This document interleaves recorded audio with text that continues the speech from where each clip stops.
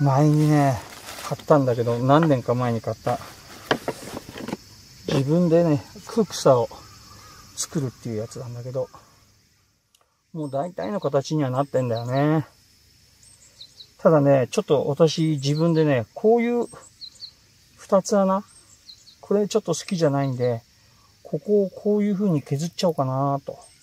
ね、ちゃんとしたものは持ってるんだけど、なんか手作りでね、そういうものを作ってみたいなと思って、キャンプに来るたんびに手をかけて、楽しみとしてね、やってみようと思います。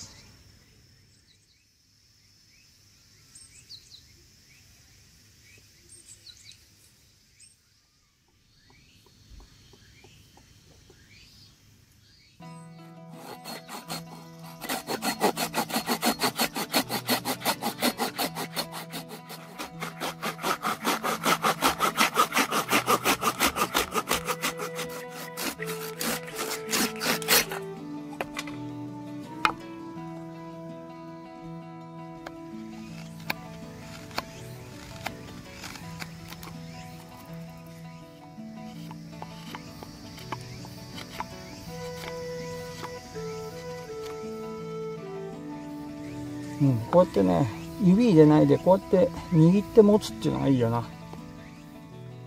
あとはちょっと次はね、この辺削って、ここをヤスリできれいにしてっていう感じかな。